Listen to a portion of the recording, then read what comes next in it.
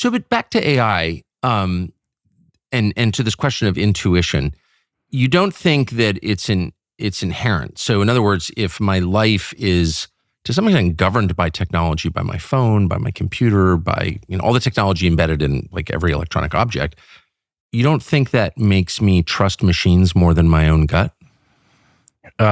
You can choose to, and I think a lot of people are being guided to do that. But ultimately, you're giving away a lot of freedom. And it's not just me saying that. There's like a huge tradition of hackers and computer scientists that kind of started ringing the alarm bell like really long time ago about like the way things were trending, which is more centralization, less diversity of competition in the market. Yes. And you have like one global social network as opposed to many. Now it's actually getting a little better, but and you had a lot of these people, start, the crypto movement. I know you were at the Bitcoin conference recently, and you told them CIA started Bitcoin. They got really angry on Twitter. But I don't know that. Yeah, but until you can tell me who Satoshi was, I have some questions. What? I actually have a feeling about who Satoshi was, but that's a separate conversation. No, it's not. Let's just stop right now because I'll never forget to ask you again. Who is Satoshi? There's a guy, his name is Paul LaRue. By the way, for those watching who don't know who Satoshi was, Satoshi is the pseudonym that we use for the person who created Bitcoin, but we don't know. It's amazing, it's this thing that was created. We don't know who created it. He never moved the money. I don't think. Maybe there was some activity here and there, but like there's like billions, hundreds of billions of dollars locked in.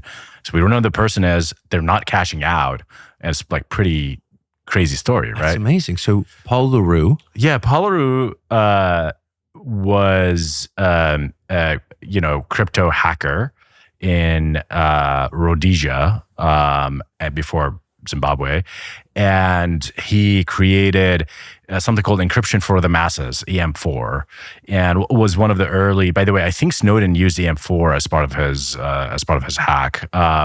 So he was one of the people that really made it so that cryptography is accessible to more people. However, he did become a criminal. He became a criminal mastermind in Manila. He was really controlling the city almost. He paid off all the cops and everything. He was making so much money from so much criminal activity. His nickname was Satoshi with an L. And so there's like a lot of circumstantial evidence. There's no like cutthroat evidence, but I just have a feeling that he generated so much cash, he didn't know what to do with it, where to store it, and on the side, he was building Bitcoin to be able to store all that cash. And around the same time that Satoshi disappeared, he went to jail. He got booked for all the crime he did. He recently got sentenced to 25 years of prison. I think the judge asked him like, "What would you do if you would go out?" And he's like, "I would build an ASIC chip to mine Bitcoin." And so look, this is a strong opinion, loosely held, but it's just like there's. So he is currently in prison. He's currently in prison. Yeah. In this country or the Philippines? I think this country. Because he was doing all the crime here. He was selling drugs online, essentially. Huh. We should go see him in jail. Yeah. To check out his story is fascinating. I'm sorry. I just had to get that out of you. So I keep digressing. So you see AI, and you're part of the AI ecosystem, of course, but you don't see it as a threat. No. Do you? No, I don't see it as a threat at all. And I think, and I heard some of your podcasts with Joe Rogan, whatever, and you were like, we should nuke the data centers, and I'm excitable. Yeah, on the basis of very little information. Well, actually, tell me, what is your theory about the threat of AI? I want to be the kind of man who admits up front his limitations and his ignorance. And on this topic, I'm legitimately ignorant, but I have read a lot about it, and I've read most of the alarmist stuff about it. And the idea is, as you well know, that the machines become so powerful that they achieve a kind of autonomy. Mm-hmm. And they, though designed to serve you, wind up ruling you. Yeah. And, I'm really interested in Ted Kaczynski's writings, his 2 books that he wrote. Obviously, I should just say ritually, I'm totally opposed to letter bombs or violence of any kind. But Ted Kaczynski had a lot of provocative and thoughtful things to say about technology. And it's almost like having live-in help, which, people make a lot of money. They all want to have live-in help. But the truth about live-in help is, they're there to serve you, but you wind up serving them. It inverts.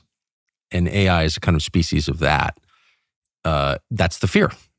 And I don't want to be a slave to a machine any more than I already am. Yeah. So it's kind of that simple. And then there's all this other stuff. You know a lot more about this than I do, since you're in that world. But yeah, that's my concern.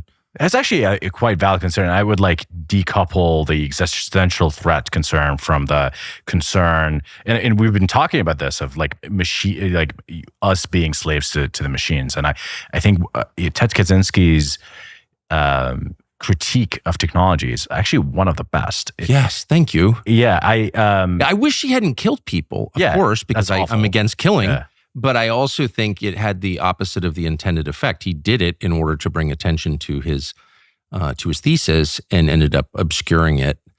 But I really wish that every person in America would read, but not just his manifesto, but the book that he wrote from prison, because they're just so, at the least, they're thought-provoking and really important. Yeah. I mean, briefly, and we'll get to existential risk in a second, but he talked about this thing called the power process, which is he thinks that it's intrinsic to human happiness to struggle for survival, to go through life as a child, as an adult, build up yourself, get married, have kids, and then become the elder and then die, right? Exactly. And he thinks that modern technology kind of disrupts this process and makes people miserable. How do you know that? I read it. I'm very curious. I read a lot of things, and I just don't have mental censorship in a way. I can. I love that. I'm really curious. I'll read anything. Do you think being from another country has helped you in that way?